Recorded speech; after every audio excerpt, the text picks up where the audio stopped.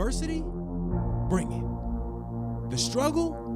We welcome it. Snooze on life? Never that. We are Dave Regina and Mike Pirelli, and this is the No Snooze Podcast. Come on.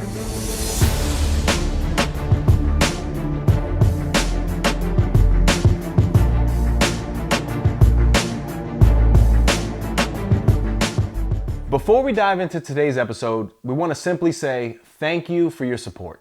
For season 2, we're running a couple giveaways and we'll be selecting a couple of you to win some No Snooze merch, some products over at Orgain.com, or a $50 Amazon gift card. If you enjoy the podcast and find value in what we're doing, all you have to do is subscribe to us, leave us a 5-star review on Apple, and DM us on Instagram at No Snooze Podcast, letting us know you've entered the giveaway. Thanks to all of you, the No Snooze Podcast is climbing the charts, and we're well on our way to spreading this message to the masses. Enjoy today's episode. Mike, open us up. Welcome back to the No Snooze Podcast. Another great show on the books. Down 12 pounds. I like to mention that ahead of time because I'm getting back on. Yeah, you look good, kid. Yeah, the You're fasting is working. We'll see how long I can stick with it. Dave, you look good as always. Thanks, man. This weekend, we're recording this one right after Labor Day. A lot of burgers, a lot of hot dogs, but everything in moderation, as I'm sure we'll touch on a little bit today. Exactly. We have a very special guest, JB Spisso. He joins us as a leadership and culture expert, author, and entrepreneur. He has over 30 years of experience in transforming individuals into leaders. He's a veteran of the United States Army with 26 years of service, including 10 years in special operations with the elite 75th Ranger Regiment, leading the country's most talented soldiers in combat. JB retired at the prominent rank of Sergeant Major, the highest and most respected non-commissioned officer position in the military. He has executed effective team building and leadership training for several professional sports teams, including NFL and NHL clubs, and was the first in the National Hockey League to hold the position of Executive Director of Leadership and Cultural Development.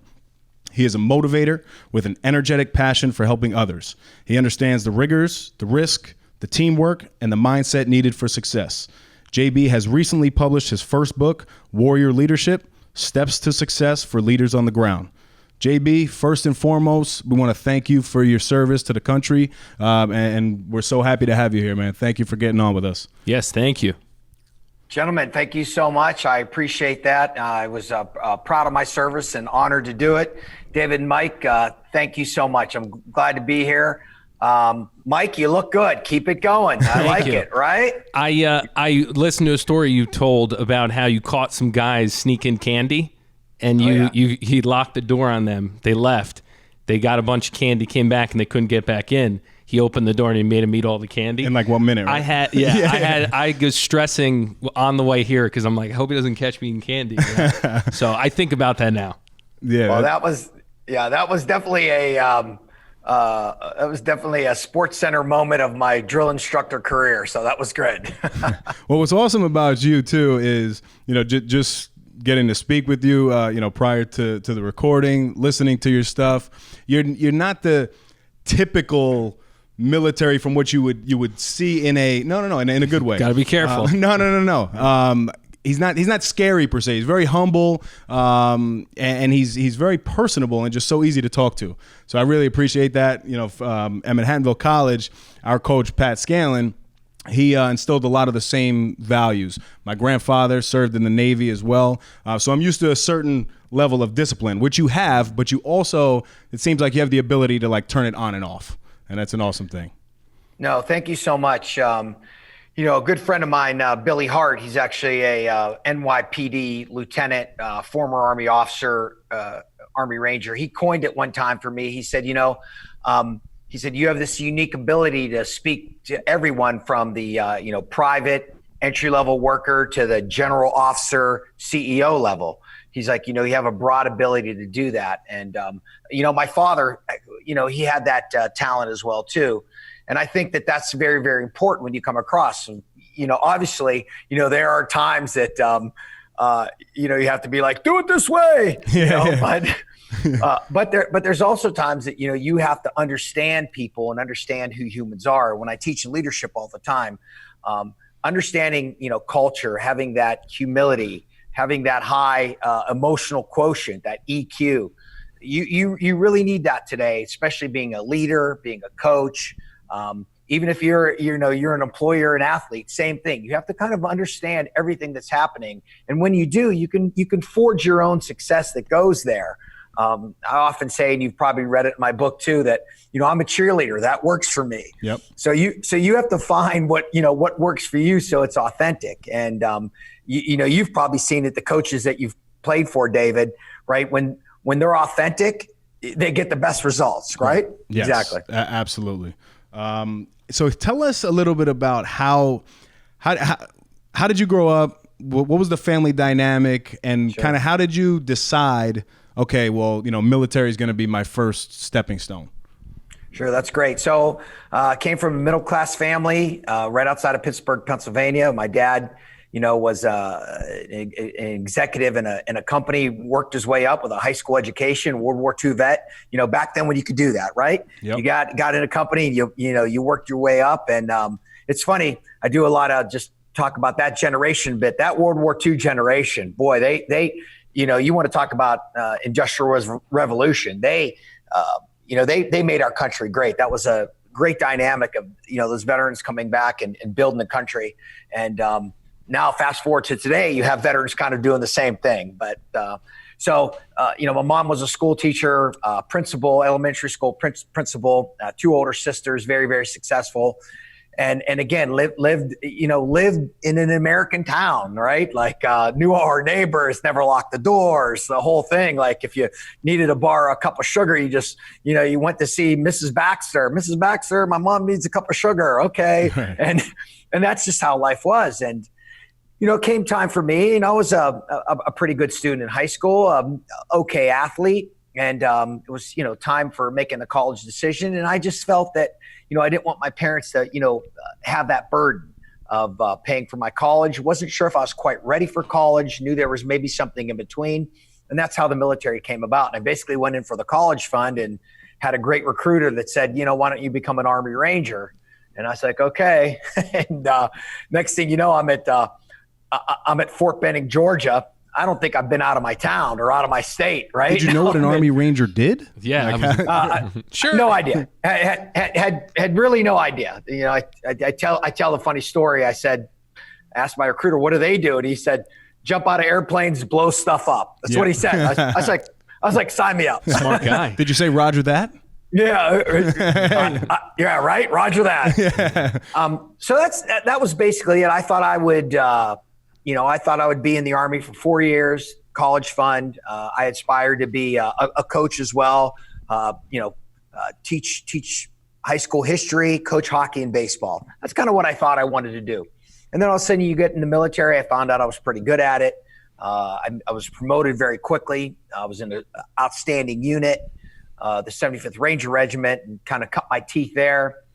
Then I was able to be a drill instructor, go back to the Ranger Regiment, then work at West Point, United States Military Academy at West Point, the premier institution in the modern free world, and then officer candidate school. And the rest is history. 26 years later, I look back and say, wow, it was an amazing life experience for me. And, some people say, wow, you're a hero. And I said, no, I'm not a hero, but I was in the company of heroes. And all these brave men and women that, decided to do this, soldiers, sailors, airmen, Marines, Coast Guardsmen that decided to take on a bit of this service and do that, I salute all of them. And so that's basically, how my life started and, where I am today. And where do you think the leadership came from? Because it sounds like even at a young age, you wanted to coach, which I think about myself, right? When people are talking, I'm like, how did he have the foresight that he knew he would want to be a coach, right? Yeah, no. I was like, I never had. I would remember the kids I played basketball with or football and be like, I would never want to coach us. Yep. And then when I heard that, because that's interesting, because I was thinking the same thing. My wife happens to be a teacher as well. So one, a teacher in the classroom is a leader. So I look at mom when he was saying that. Mom was certainly a leader. Yep. And then dad, obviously with his background, in a private company and working his way up to the top. I think it was it was there, but then that just doesn't get instilled in you. I think leadership is something that you constantly have to work on. Is that right? Yeah, some no, form that's of it. teaching, right? Yes. Like where did the thought that you wanted to be a teacher? Well, I mean, that was it. I thought that was something, I could do. I liked history. I wanted to coach. I wanted to give back. I saw what my mother did. My father was a little league baseball coach for, 30 years. So I saw things like that and said, this is probably something I want to do. I'll tell you where the leadership came, though. It is instilled, good values instilled from my parents. Absolutely. But in the military, the military is very, very good at giving you both the technical and the tactical leadership training necessary. And every time you get promoted, you go to a leadership school. So if you make sergeant, you're going to a school, staff sergeant. Same thing with the officers, all the way up. When I was a sergeant major, I had to go back to a leadership school, Sergeant Major's Academy. There I am at this course thinking this is something I don't need. And after the course is over, I was like, wow, I really learned a lot there. So the military is very, very good at ensuring that you have, the academic prowess to go along with everything else that you bring to the table. And so, and I think if you look at like businesses or even sports teams, that's a little bit of a gap we miss, right? Like if I had to ask, how does a young inspiring coach end up where Bill Belichick is? Like what's the path, right? Where's the development? And a lot of times it's if you just get with the right guy and he keeps moving up and you keep moving up, but where is that developmental structure? And I think that's the part that the military does very well. And I think that's where professional sports teams, college teams, and businesses, they can learn from that. Mm-hmm. And I think even in sports too, there's definitely a direct correlation. I didn't play at a high level by any means, but still, Division III basketball. Got to see Division I for a while at Bryant University, but then transferred over. Mike had a tremendous career in bocce, in collegiate. Intramurals. Oh yeah, intramurals. Great intramural player. I played organized through high school. For me, I loved it while doing it, but I also always loved business. So I was a little too realistic, which I think kind of dampened my drive to be. I don't know how to explain it. I think I peaked a little early, and then I started to realize I liked other things. And when it came to college, not that I could play in college, but it just never. It was always like a high school thing up till high school, and then it went by the wayside. But like you're saying, all the things that I learned in sports really translated well as far as competition, dealing with teams. But it's funny because I kind of went the opposite way, and I'm pretty, I work for a firm, but I'm pretty self-reliant, and I've been that way for a long time. And just hearing you speak and listening to you today and getting up to speed, you kind of realize that even if it's not someone directly below you, you're still motivating people, you're still working with people, you're still figuring out personalities. And that's something with no snooze that kind of, kicks me back into gear of working with the team again. It's necessary, but I feel like those skills, like you're saying, can get dulled really quickly. Like if you're not around people all day collaborating, you kind of get in your own ways, and then your compromise, all your human touch skills within business kind of fade quick. So it's been fun trying to sharpen them again. That's amazing. Exactly what you're saying, Mike. And because here's what and I work with teams on this, like team chemistry, right? And a lot of times team chemistry is thought of as being like owned by the coach. Yeah. Well, the coach decides that the chemistry is healthy and ensures it's healthy. That's what the coach should do. If the chemistry is not healthy, any of this like hazing and all this other, nonsense that's going on in teams, if the coach isn't putting a stop to that, it's the coach's fault. But team chemistry, and in whether you're a business or a team, it's the people inside of that circle that cause that chemistry to be healthy and to be productive, right? So I can ask you. So David, you play basketball, right? Division III, very good. Yep. Do not downplay playing. Do not downplay. I know it. I know college sports and I know pro sports. So do not downplay playing at that level you did, because it was very, very successful. So I'll ask you this. So could a basketball team, let's use a basketball team, for example, Yep. with terrible team chemistry still win a championship? Not a shot. Okay. I would Go argue ahead. yes. What do you think, Mike? I would say yes. With terrible team chemistry. So, again, I they think. could. Well, you said a championship, right? Championship, yeah. But now, if you're talking and I'm very, Yeah, I have a method to this. So a league championship, yes, I think they can.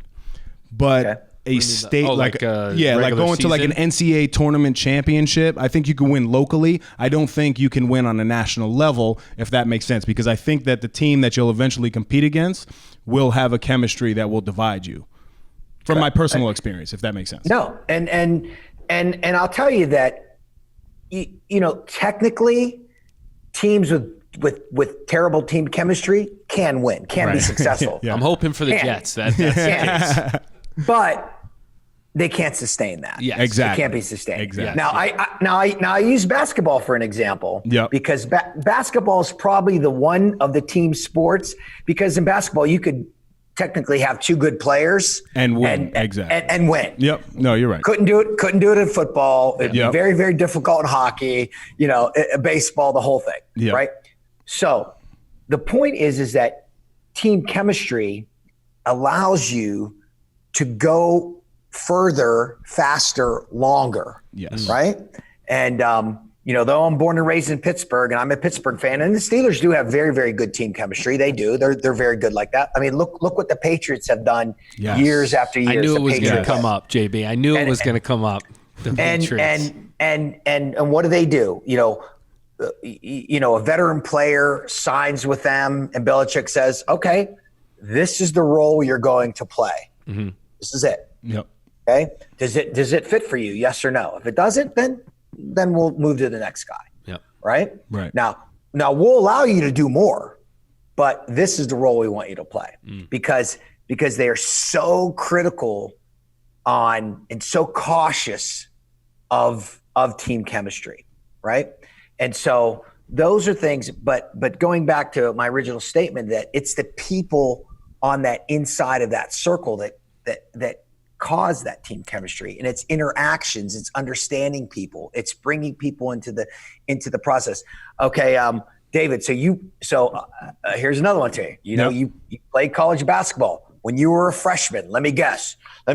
Freshman, fill the water bottles, Do the laundry. do the laundry, clean the locker room. You Yep. freshman, right? Yes. Okay. And I get into college locker rooms and I'm like, enough of that. Stop that. That's not what to do. Because here's what I say. If David, you've already been selected to be on the team. You've already passed the selection process. The coach picked you. If I'm an upperclassman, why do I reselect you? Why do I make you go through these, the freshman follies or whatever you want to call it? Yep. If you can help us win, then bring you into the fold. And this is what I tell athletes all the time. I said, I'm going to give you an example. I was like, we'll have somebody in the Ranger Regiment that goes through the selection process and makes it into the Rangers. They come into the platoon. There they are. And right away, all the young sergeants are on them, Cherry, this sort of thing, do this, do that. And I'm like, whoa, time out. He's already passed the selection process. I need him up to speed. I need his gun in the fight, because that might be the guy that allows us to come home and see our families. So you're trying to maximize everybody because now once you're saying they've already been selected by the coach, by the people who need them there. Now it's not your job to do that again. Your job is to now maximize and get everything that you can out to, and at the end, get yourself home safe. Makes a lot of sense. And in the military, it's a heightened sense of everything. I mean, it's a perfect example. So life or death, right? Yeah. He always brings up that type of stuff with us. He's like, you guys want to develop a habit? Imagine if it was life or death. He always does it to us. I have a hard time doing that. But when you're actually in it, like you're saying, it seems like habits and changes in character, everything's extreme, so it's not easier, but it's more likely to stick because it's life or death. Is that okay in saying that, or is that a little? No, that's exactly it. But it's the same thing in sports and business, right? Everybody wants to win. Everybody wants to have a company that's successful. And when that company's successful and when that sports team wins, people inside that organization, what do? They get jobs. They get pay raises. Yep. So I tell people, okay, maybe you might have a limited role, but if you're a superstar in that role and your organization wins, makes money, wins a championship, whatever the case may be, what's the likelihood of you getting another contract and you getting more money? People are like, higher. Exactly. Right. Yeah. Yep. Because winners get jobs. And now you're more marketable to your next organization. Mike, you said you're in real estate, right? Yes. Yep. So think about that. Like if you're an organization that wins and your particular firm was, number one in tri-state area, that sort of thing. You're part of that and you decide to go somewhere else, you've been a part of the champion. Yes. Right? Yep. So now if I'm hiring you or you're starting your own, like people want that. Yes. Right. No, it's definitely, and it's a different way to look at it, but it definitely makes the most sense. Shifting to from teamwork over to the individual, because you were almost going there. I'm a firm believer in personal routines, and for me it happens first thing in the morning. And this is something that I adopted pretty much when I was 12 years old. I was really forced because my dad put me on a golf course. So caddying is something you do very early, uncomfortably early, actually, for a 12-year-old. I caddied at Westchester Country Club for 13 years. And, I kind of just, I guess, created that habit of getting up early. Then as I transitioned, through athletics, I always saw that, the people who were excelling in life, and then obviously talks with my grandfather, military background as well. It always seemed like the people who are waking up and now getting things done early are more likely to win in life. So, right after college is when I now knew, okay, well, this could be a decision that I have to make because I really don't have to get up anymore. Like I'm out of college. My coach isn't, banging on my door, and teammates aren't telling us to wake up at 4 a.m. for unit trainings or any of that. But then I saw that everybody stopped doing that. And I made a conscious effort to just continue to do it. And it's something that I live by every day. I mean, if you're talking from getting up and hydrating, Mike makes fun of me because I drink an extreme amount of water. And he's... I'm trying to hold off on all the habits he's instilling in me, but I'm starting to pick them up, just not even knowing, because I'm starting to fast. So I'm drinking water constantly. And every time I do it, I think of him. And then from hydration, it's gratitude right away. And it's a daily practice every single day. And then from there, that's when I get active. And then after I'm active, I have to do something in personal development, whether it's listening to a podcast. They also make fun of me for reading 10 pages a day.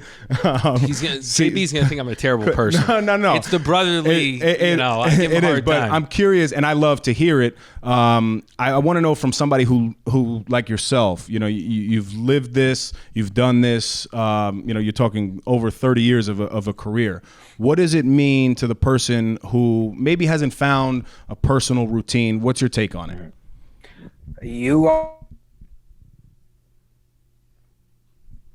Yeah, I think we froze. Hold on one second. Are 100% on. Got me? Yes. You guys good? You got me? Gotcha. Yes. Okay, thanks. great. You are, David, you're 100% on target with everything. A regimented system is where the body and mind work the best, right? That doesn't mean you can't have vacations or days off or everything else like that. But a perfect example is look how the military takes people from all parts of the country, all walks of life, puts them together in a military organization, and 9 weeks later, there's parents are like, wow, that's my kid? Right? Yep. Because what do? We put them in a structured system. When to get up, when to eat, when to train, when to go to the bathroom, like when to study, the whole thing. Exactly. We work so well. Your mind works so well in a regimented system. That's why this COVID shutdown is so difficult to people, right? Because they're out of these routines, gyms closed, that sort of thing. Listen, the first time that, my gym said, hey, we're closing, like the first 2 days, I was like, okay, time out. Like, I got to get back in this. So what did I do? I had a pair of dumbbells and a kettlebell, and I pulled up YouTube videos every single day, and I got shredded, right? I kept after it. And now when the gym's back open, people are like, wow, looks like you didn't miss a day. Well, I didn't, Yeah. right? but you have to make that personal responsibility. People working from home that are like working in their pajamas. I'm like, no, get up, take a shower, shave your face, put on business clothes, work like that. Yep. Like, usually I'm clean shaven. Mike? I know I was. Yeah, look at me. Yeah, but he's neat. See, yeah, my father's the same. You remind me of my father so much. He has a flat top. He's one of the few people that still wears a flat top, but his hair does not move. It's always perfect.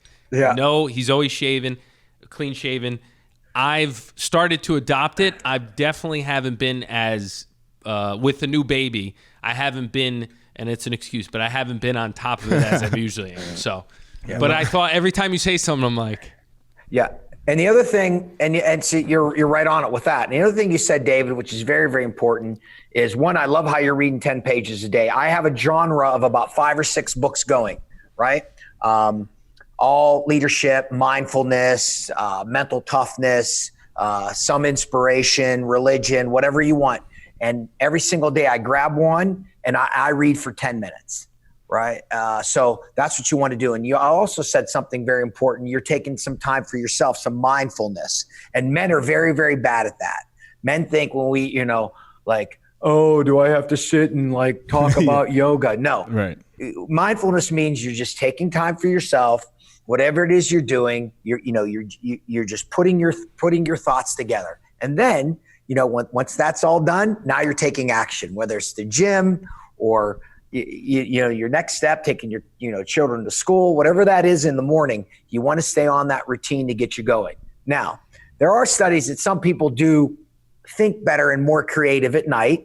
The owls, they call them. That's fine. There's people that are very, very creative at night, and I know that. Yep. But starting in the morning on the same routine, ensuring you get sleep. Sleep's another big one people sacrifice because they feel like, they're wasting time or that sort of thing, but you should have a steady sleep cycle. And then you get up and you start your day on that path, that regimented system. You will find that you are more productive, and your mind is, your brain's a muscle. So just as you're working out your body, you have to work out your mind. And both of you are drinking a lot of water, which is great because it's great for your mind as well too. JB, what's your morning routine look like? Okay, so my morning routine is I'm up at 6 a.m. I get up, I do some prayers, I do some mindfulness training. I put my lunch together, that sort of thing. 7 a.m. at the gym. I'm at the gym from 7 a.m. to about 7:50. Come back at usually 8 o'clock. I have my first cup of coffee. Then I'll go over my daily schedule and my daily schedule for my appointments for the day, that sort of thing. Those start at usually 9 a.m. sharp. I'll have breakfast, 8:30. I'm showered, cleaned up, ready to go, and bang, I hit it from 9 a.m. until, my day, generally ends 6 p.m. or 7 p.m. But I also do, usually about 2 p.m.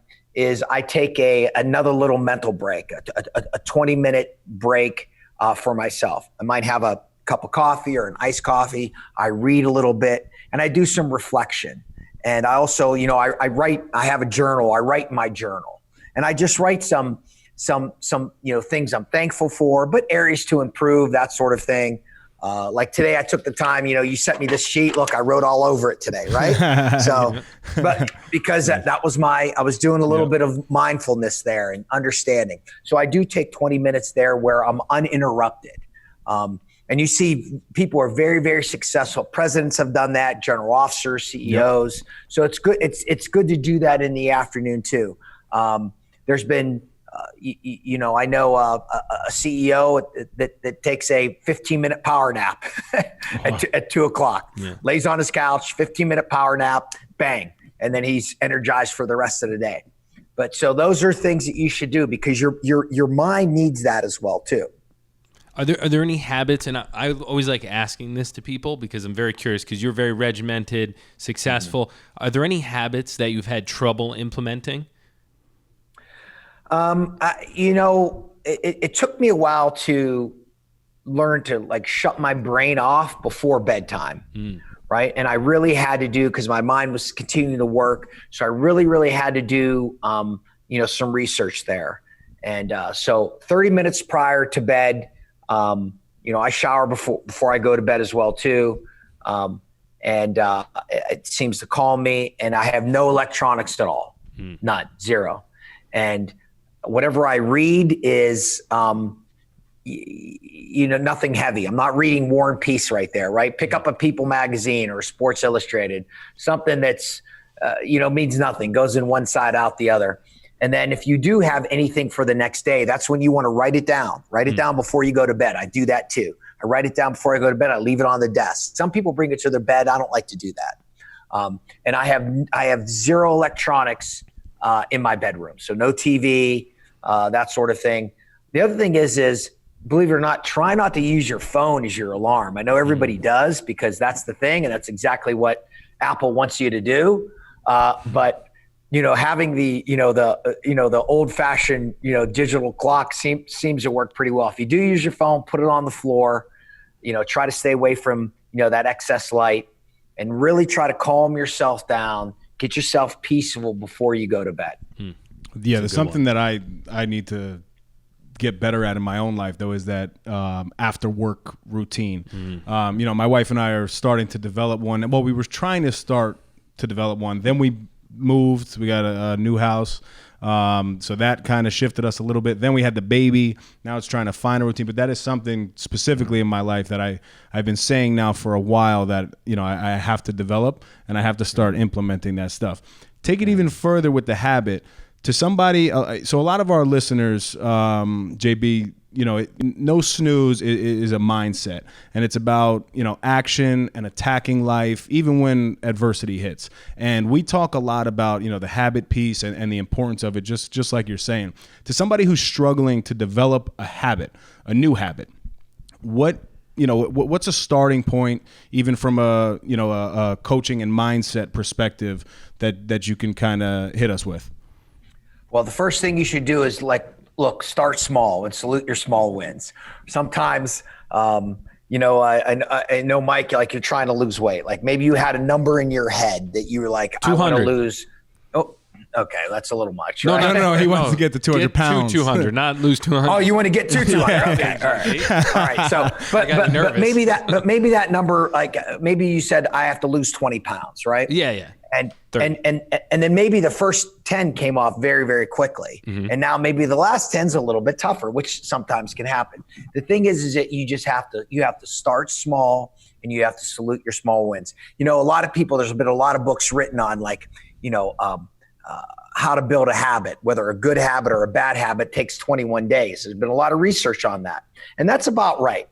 And the military kind of uses that as well too with when they bring soldiers into the military or in the Army, for example, like it's basically set up for, that first 3 weeks of basic training for drill and ceremonies, orientation, uniforms, that sort of thing, to try to get them in that right habit before they start, going on to weapon systems, that sort of thing. So 21 days.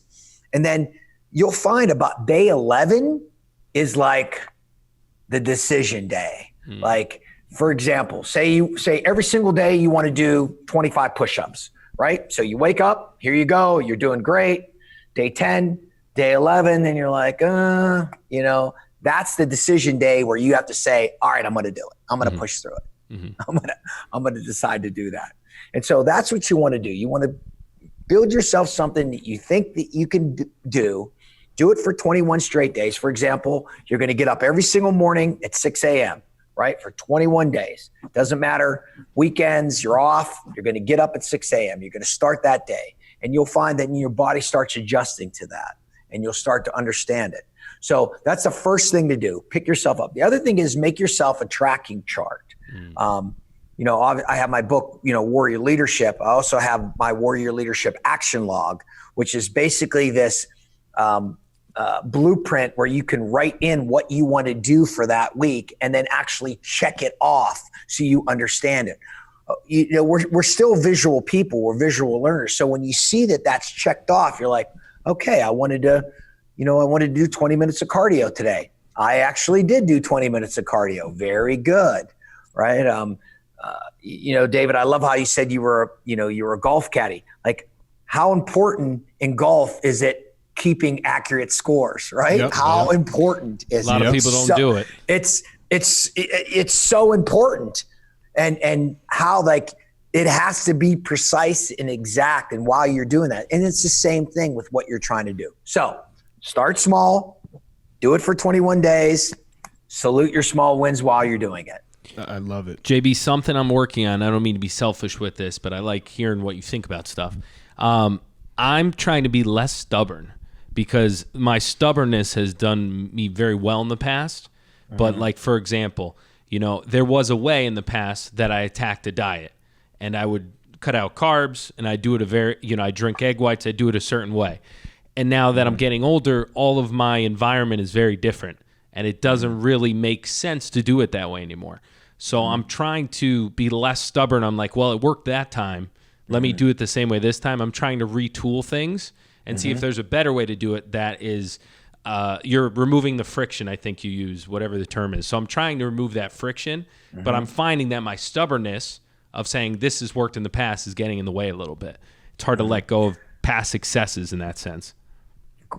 Great statement, Mike. And I'll tell you this, if you're being stubborn, it's because you choose to be stubborn. Okay. You're not born with it. It's not talent. It wasn't injected into you. So it's a choice you're making. I'm going to give you an example since you talked about fitness. I was in Afghanistan 2008. I'm a sergeant major.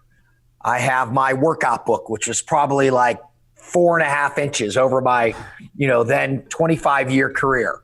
I went to Master Fitness Trainer. Went to all these fitness schools, everything else. I thought I knew everything about working out. Well, in our camp, we had a British Royal Marine Commando, Sergeant Major. It's so funny. His name was Sergeant Major Tweety. He looked like a giant Tweety. He looked like a giant Tweety bird. He was great. And he looked at me, and he was also a physical therapist. And he came up to me and he said, hey, mate, how long does your back hurt? This is my first introduction to the guy. Yeah. So I'm like, trying to be all tough Sergeant Major. Oh, my back's never hurt. Why don't you go do your thing? You Brit, I got this. And then finally I walk up to him and I said, my back's been hurting for 10 years. He said, wow. Yeah. He said, you're working out wrong. I said, excuse me? He's like, listen, you want me to fix your back? I'll fix your back. Take your workout book, throw it in the garbage. So you imagine, wow. This thing was literally 5 inches. So it was my workout Bible. And he's like, throw it away. And I'm like, okay. And I threw it away. In 6 weeks, my back never hurt again. Wow. Really? And hasn't hurt since because I've learned different ways. And so I had to get rid of my stubbornness. Yeah. I had to get what rid was of in the book? All the workouts, or you're recording every workout? Yeah. I record all my workouts. I threw it all away. Holy. Wow. Yeah. And I started fresh, and I learned new ways, and I'm 54 and I'm still fit. Yeah. And I have him to thank. So, that was a huge step. That is huge. I remember a friend of mine, a sergeant Ader, is like, you just threw your workout book away? I'm like, yep. Wow. And so sometimes that's what we have to do. Yeah. And when we do that, what do is we learn something even better. So, and being humble, and also just being available to people and understanding that you can learn from anybody. Yeah. Right. Like I see that in business all the time. I have formed great relationships with everybody from our transportation department to our programming staff to the maintenance. Sure. But it's just amazing when you talk to people, and then the knowledge that they have, through their own experience or just something that was told to them. So sure. I'm very mindful now. And honestly, through all the stuff that I listen to and read about, you start to become that. So just being open and available to people has been something that I've definitely been working on. I've always, I was able to be a part of 10 NHL scouting combines and drafts and that sort of thing. And I would sit in these draft rooms and it's funny because sometimes the scouts are like, geez, this guy's asking me like a million questions. And I would say, how do you decide this? What is this? Yeah. Because it was so amazing to like hear these authentic stories in this, and these subject matter experts, right? That's the thing, subject matter experts. Like, like Sergeant Major Tweety Silvestri was a what a name. Expert. Tweety Silvestri, was an expert. These scouts, they're experts. So, when you look at that, before we started recording here, we talked about, Ryan Carmichael. Yes. Here's a young man, University of Notre Dame. Like, this kid's pushing me. I'm telling you, this kid is pushing me. I love it. Incredible individual. He is on me. He's pushing me. And that's exactly like what you want. And I didn't say, oh, this kid's just a, young 21-year-old, whatever. Right. I'm like, you know what? This young man is super bright. I'm going to listen. Yeah. And that's where we continue to have to be. And that's where sometimes executives and coaches, and they get to the highest level, they forget that, right? They forget that they can learn something from somewhere else, right? And be like, wow, okay, that's actually really good. And that's why when you're a leader, you should always ask for input. Should always ask for input, because, the Steve Jobs way, even though he was, he changed the world, that's not always the right way. Right. Yep. You have to be an adaptive leader, and you have to be a leader that cultivates the community and the culture. Wow. So when you start working with people, do you ask them a bunch of questions first to get a feel for, how do you approach it? Are you just getting intel initially, and then you're kind of banking it and figuring out how to approach the person? Because everyone's different, like you said. Sure. Like this whole conversation with you two, I've been writing notes on both of you. So this is how you. Do I have a future at all? I'm figuring it out. Come on. So this is, it starts with the conversation, understanding people. And yes, and I have them do a couple, a few program assessment tests just so I can get a little makeup on them. But it's all about this, and it's all about understanding a person's drive. It's no different than, some of the coaches I work with, and a coach might say, JB, I need that guy to play for the logo on the jersey. And I said, Coach, he's not playing for the logo on the jersey. He's playing for his name on the back, which is not necessarily a bad thing if he puts it in the right place, right? Everybody's doing it for a different reason.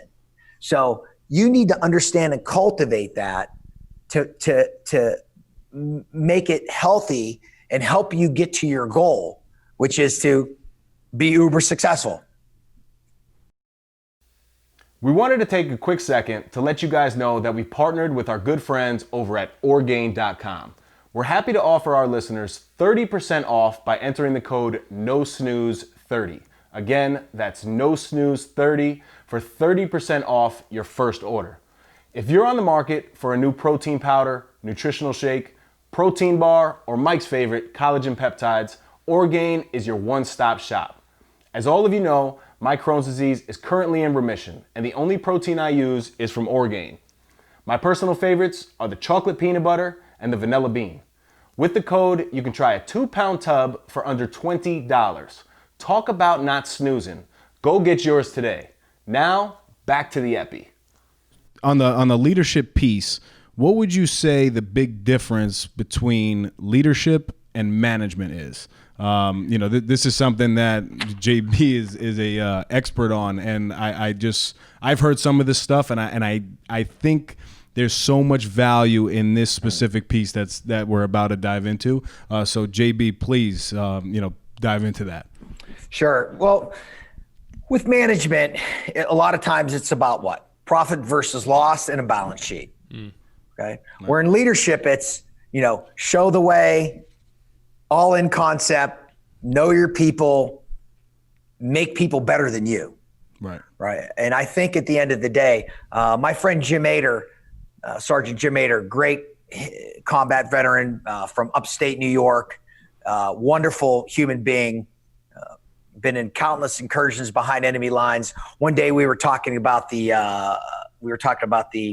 the Ranger Hall of Fame. There's a Ranger Hall of Fame that comes out every year. And we were looking at the lists, and him and I were going over it, and I was going through, and I knew some of the people, and he said to me, when are you going to be on that list? And I said, I said, probably never. I just haven't done enough. There's people that are far better than I am, that sort of thing.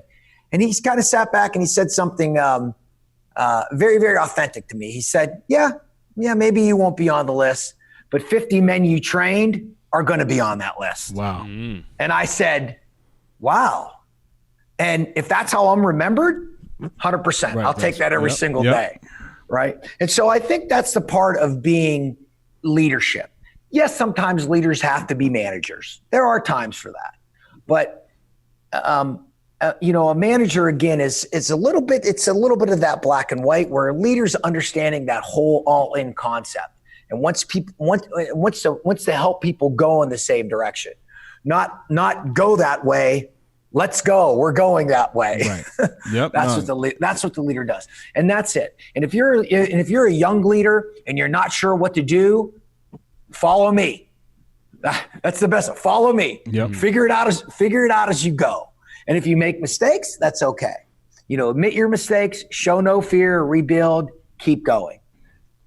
Yep. No, that's a great piece. Thank you for sharing that. And it's unbelievable. So there's personal journey of mine. I've watched, my mom get sober now, and I spoke about it on the podcast. And she is she's a year and a half sober.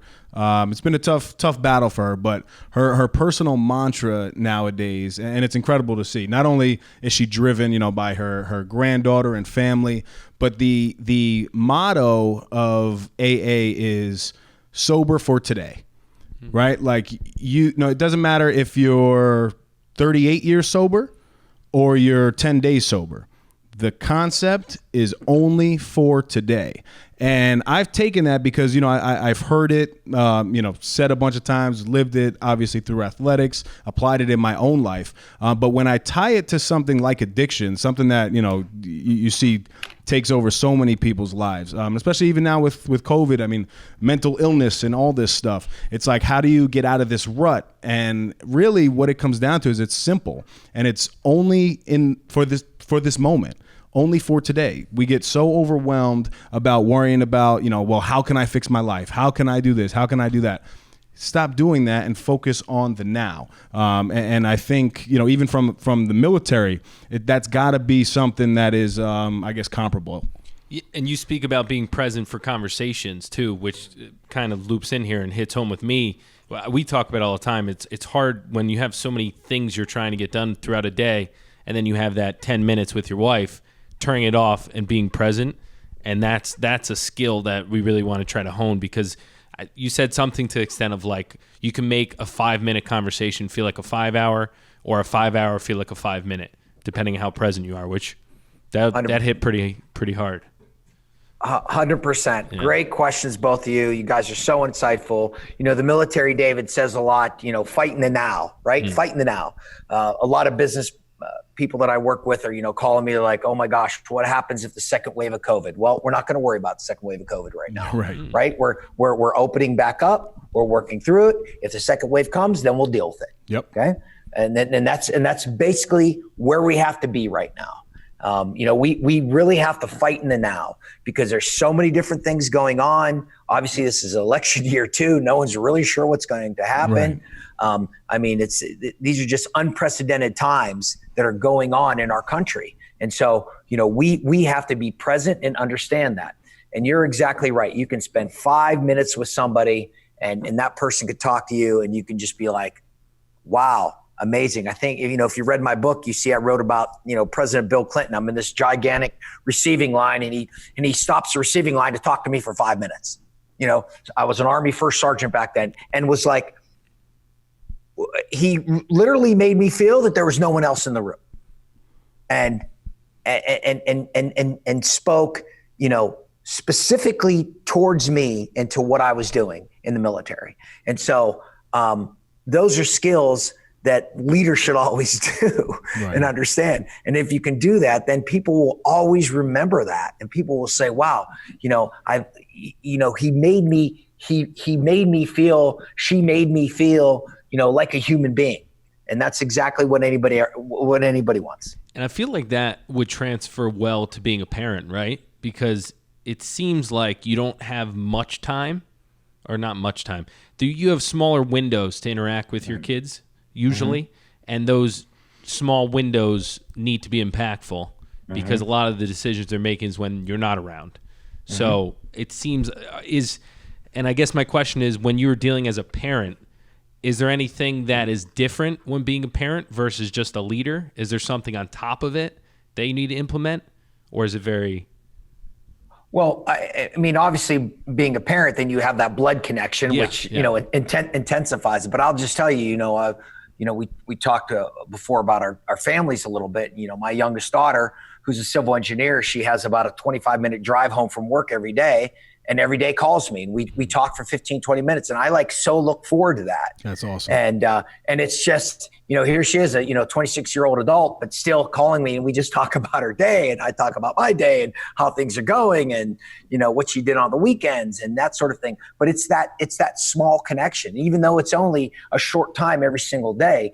It's that connection where we are continuing to unite, as a father and a daughter. And I think that, we should always continue to do that. And a lot of times, in business, we're so caught up in everything happening because everything's changing every minute, right? You can, the stock market, the APR on the houses, everything's moving like crazy. That's where you really have to, put your electronics down, talk to somebody, and do that. That's where the World War II generation, we'll get back to that.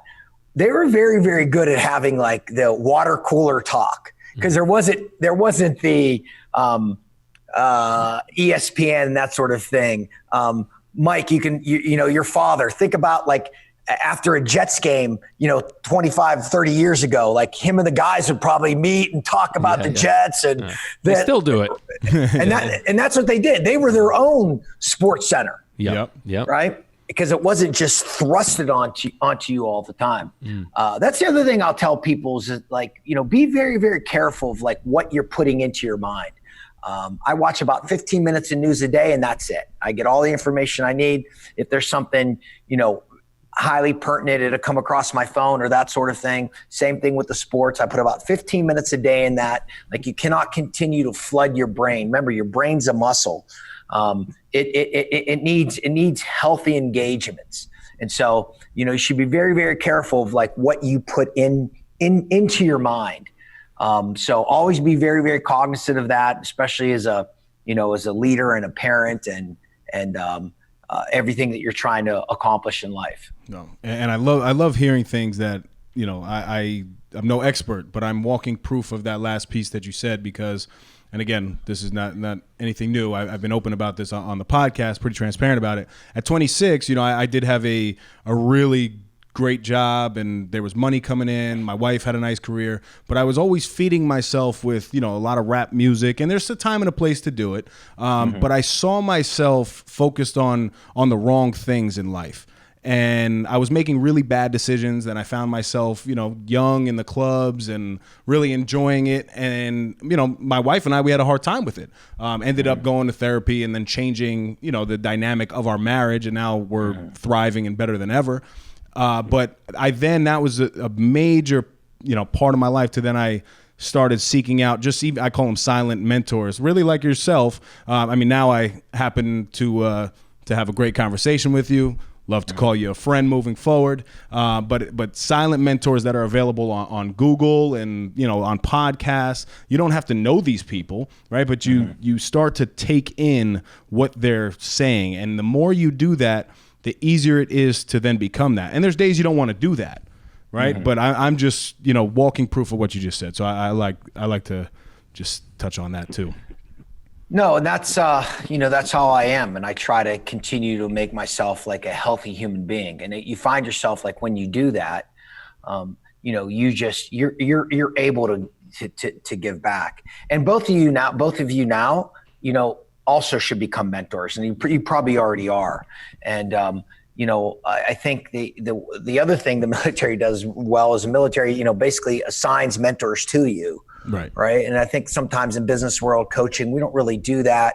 And we really should, we really should do that. I always said, if I was owned a professional sports team, I would require everybody in the organization to mentor somebody.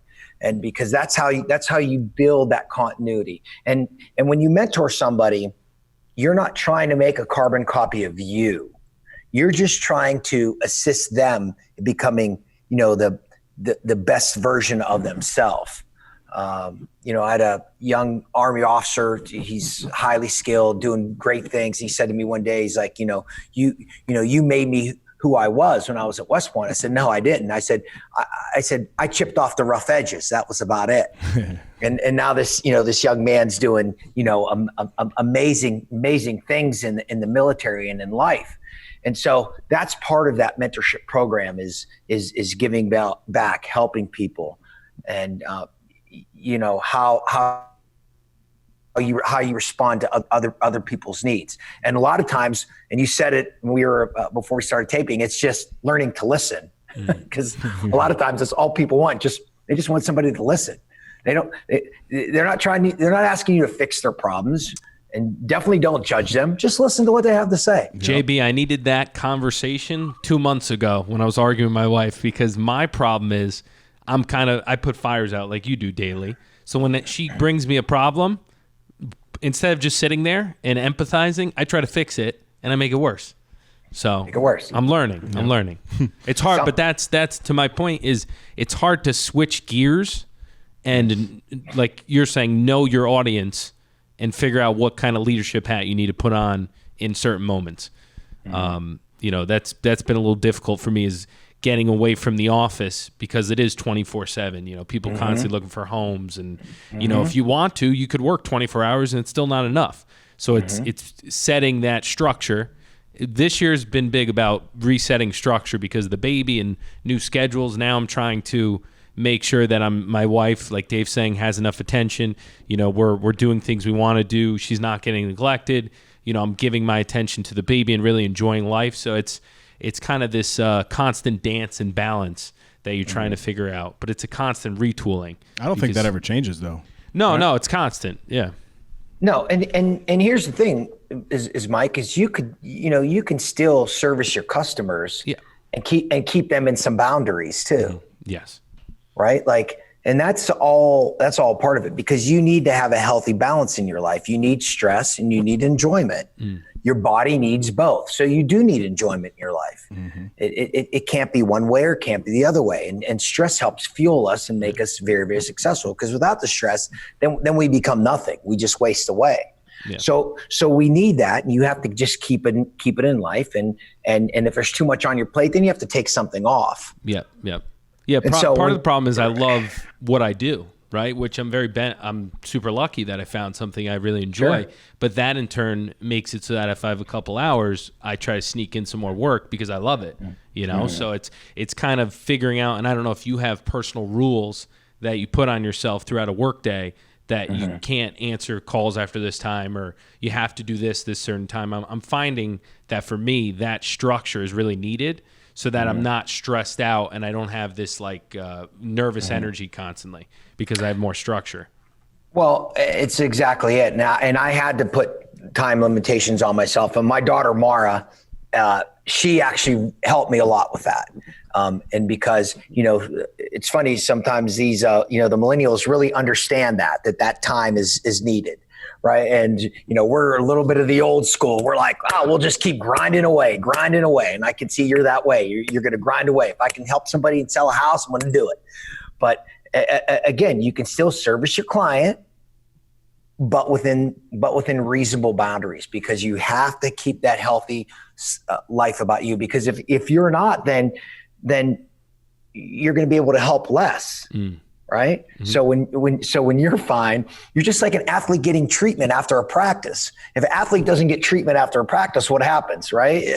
David, if you didn't get treatment after a practice or go to your workout, then eventually your body breaks down. So it's a little bit of preventative. Right. So it's okay every once in a while to say no. I can't do it right now. Mm-hmm. I can do it this day. Does that work for you? Or guess what? I'll find you somebody. I've been very good lately. I know exactly what I do in leadership and mental toughness and culture development, and I know what I don't do. And if somebody wants something that I don't do, I say, you know what, that's great. I don't really specialize in that, but here's somebody that does. Mm-hmm. And I found that people appreciate that more, because then when they're hiring me and paying me money for a service, it's all in my wheelhouse. Mm. That's something I've implemented as well with location, right? I focus now on Greenwich specifically, a little bit of Stanford, and then family stuff I'll travel. But everyone else, I've kind of sent them to the specialist, which is what you're saying. So and it's exactly it. It's knowing that. But so what you have to do is keep a healthy balance of yourself, which is what you're trying to do. Stay committed and focused. And again, we're not robots. We are human beings. And for both of you, there's going to be times that, your spouse, they're going to need time by themselves, right? Yep. There might be a day like, you know what, Saturday afternoon, I booked a spa for you. I'll see you. Like, let them go. Let them do that. And, and you, we got to do that before this episode you take airs. care of the kids. Yeah. It's a good idea, JB. We're going to do this before the episode airs, so then they're not like, JB told you to do that. Yeah. You're right. That's good. And there's gonna be times that you're gonna need it too. When these when ball games open up again, you might want to go to a ball game or something like that. Right. And those are all things that like you keep yourself in balance, right? And then of course, the things you do together make those things even more special. And they don't have to be big things. That's the other thing. You don't always have to be like big events or big things. Like it can be small things that you're doing together. And enjoying a 30-minute comedy episode. Playing a game of Monopoly, whatever it is, or a game of Scrabble. Just enjoying each other. Learning how to make a new dish on YouTube. That sort of thing. Yep. Those are things that you can do together that you can enjoy. It's very, very balanced. Doesn't take a lot of time. And that's what I always try to tell people when they're doing things together is it doesn't always have to be, Yep. right. It can be, let's make a pizza together. Great. How do we do that? I don't know. Let's YouTube it. That's awesome. Thank you, JB. Being mindful of time too. There's just a couple more things I definitely want to hit on. For you, your career has been unbelievable, and tying it to No Snooze, you are the ultimate no snoozer per se. Working on that name. Right. Well, you've just done so much in your life, but specifically in the military, I'm sure there's an incredible moment of adversity, and our adversity, and I think everybody's adversity in life is always a different experience. But I believe that, developing these habits and routines will ultimately prepare you and develop some confidence for when adversity does strike, you're just a little bit more in tune and you're able to handle it.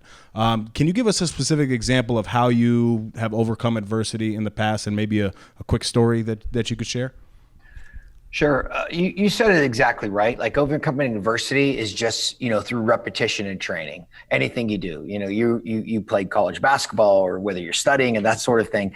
Those are things that you just consistently do. And then all of a sudden then you can do it when it's under this same stress, right? The definition of toughness is, the ability to perform to the upper range of your talent and skill, regardless of the situation and circumstance. So, whether you're selling a home or whatever you're doing in government business, that sort of thing, like when you train for it, you're able to do it.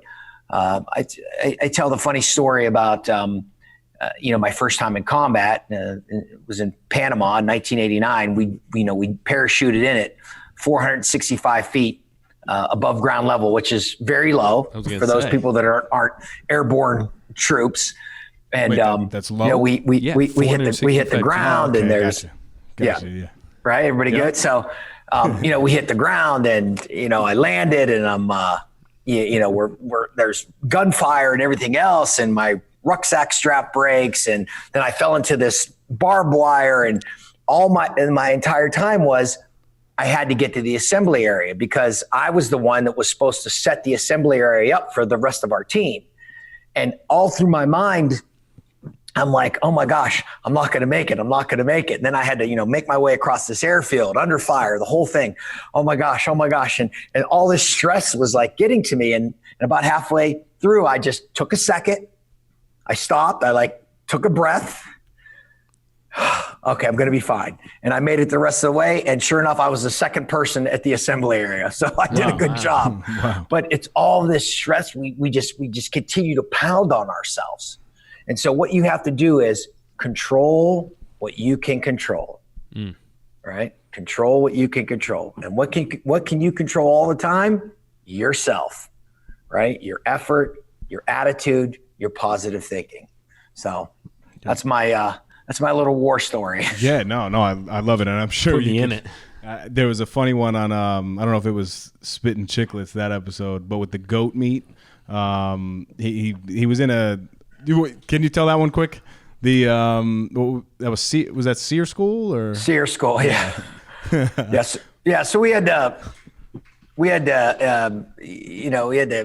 obviously it's a school and you have to, learn to skin these animals and that sort of thing, which, listen, I didn't do any of that growing up. I didn't hunt, I fished just a little bit. And now this is completely new to me, having to, skin and, cook an animal over some open fire we had to make. And obviously, this goat meat, we had to make this teepee smoker and smoke the goat meat. And I ate a piece of raw meat and I was sick for the rest of the course. So never went back to it. And you still got through that course though. I'm sorry? Right? You still went through the course. Oh yeah, I graduated. Absolutely. Yeah, but it's tough. Yeah. So they make you cook something, you undercook it. Well, what exactly does SEER stand for? SEER stands for survival, evasion, resistance, escape. Ooh. SEER school. And So I went to level C, that's when you're a prisoner of war. Oh, I do remember that episode. Yeah, right. And it was authentic too, right? Like they had certain authentic in a sense of people were speaking in other languages and yelling at you. Oh yeah, it's authentic, and it's sleep deprivation. It's food deprivation. It's authentic. They do a great job. You learn a lot, and you're like, okay, so. Rule number 1: don't get captured if you don't have to. and if it's an unfortunate spot where you are, at least it gives you ways of learning to resist and make it through. And it's the ultimate mental test. It really was. It was a tough mental test for me, but I made it. Wow, thank you for sharing that. On days that you're personally not feeling motivated. Mm-hmm. Right. And you can always look back at your accomplishments, I'm sure, and just say, you know what? Yeah, I'm going to take today off. But you have a big speaking engagement you got to get to. You have a lot of clients that you have to perform for. What drives JB? Wonderful question. Those days I tell myself, listen, dig in, shoot straight, fight like hell. And what I mean by that is, okay, I'm going to go forward from here. And shoot straight, I don't mean actually, shooting. I mean what you say, right? Yeah. Shoot straight. And there are times that, you have to, you just have to fight like hell. You have to believe in your abilities. And there's been times that I've gone up to, big speaking engagement. Listen, I spoke in front of the professional hockey coaches convention where you had all the NHL coaches, AHL coaches. You had some college coaches there too, and you step out in front of 1,000 men and women that are successful in their sport, champions, and I was like, whoa, how am I going to win this crowd over? Well, you start small. You find somebody, and you start there, and you win the crowd over small. Sure, I always try to wake up with positivity. So, for me, I wake up in the morning, I give thanks that, I have another day. I read a little mindfulness. And, you always find that if you're dragging a little bit, throw some fitness in there because that fitness fuels the brain, whether it's it's a walk or some push-ups or a row or some CrossFit or, I even took a boxing class for a couple of years. Nice. Didn't fight anybody, just hitting the pads. Yep. But just anything to just, fuel your spirit like that. You'll find that gets the positive endorphins going. Get your body moving. That's great. Yeah, I feel like I think clearer too when I'm working out for some reason. Like my best ideas come to me while I'm doing a heavy lift or That's in the middle of a scientific, workout. though. Like science shows that when you're active, your brain kicks in and those endorphins, they just flow, and your creativity is something that it will never be for the rest of the day in that moment. Right. Yeah, And- that's exactly it. And you drank out of the Stanley Cup too, right? Didn't you say I that? drank out of the Stanley Cup. Yes, That's I pretty did. awesome. That's like one of the things I do at like events. If we did like a golf tournament, I buy like a trophy and the winner drinks out He of it. I took think my it's the 5th most grade fun. trophy at my barbecue and he started drinking out of it. it. Yeah, it's the best, Smart. right? No, I mean, that's awesome. Smart. But again, being mindful of your time, JB, how can our listeners find you, connect with you? Give us the Instagram, give us where we could purchase the book and everything, please. Sure, great. Yeah, my book's called Warrior Leadership: Steps to Success for Leaders on the Ground. It's actually been out 1 year now, so Congratulations. Thank you. I'm working on this second book. You can find me on Instagram at JB Spisso. That's JBSPISSO. If you message me, I'll message you right back. I do a lot of one-on-one coaching. Obviously team coaching. You message me, I'll message you right back. You can go to my website at jbsleaders.com, jbsleaders.com. You can find my book on there or my book on Amazon, and I'll be glad to answer your questions, help you. And, this is all just a part of continuing to, build a foundation for your future. Whether you're just starting off or you're midway or you're at the top level, this is all part of just continuing to learn and grow. When we continue to learn and grow, our mind stays healthy, and then we prosper, and then we have the ability to help others. So continue to, show the way, be all in, know your people, stay motivated, stay focused. And, I always like to say that,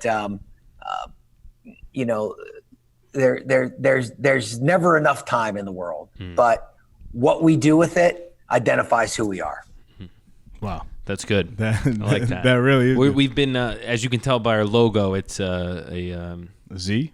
A Z, but what is it again? An hourglass. Hourglass. Yeah. So we've been obsessed with time and making the most out of your time and efficiency, and so that hits home. Make today count is one of my personal favorite mantras. Love it. Yeah. Yep.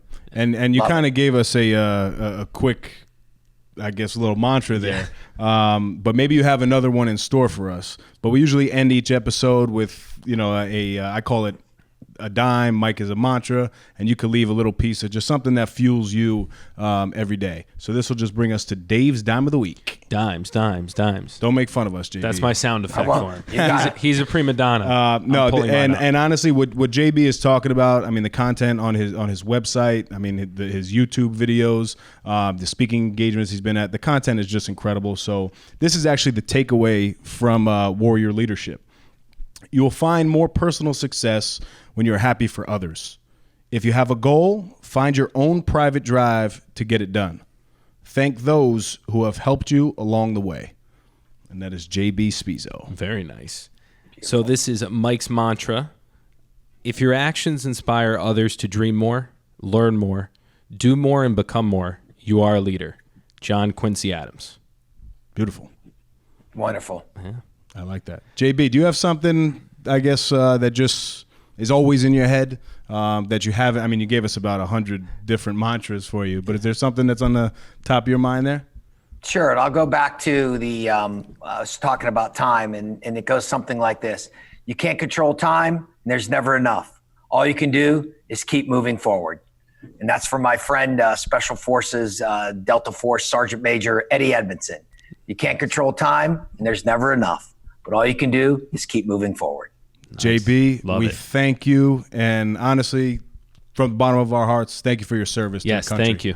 Well, thank you, gentlemen. This was wonderful. I got to tell you, this was one of my most enjoyable podcasts. Thank you so much. Thank you, guys. Us too. We appreciate it. Until next time, stop snoozing. Get up and get after it. My man, that was incredible. That's another Epi in the books. Go follow us on Instagram and Facebook at No Snooze Podcast. Subscribe to our YouTube channel, No Snooze.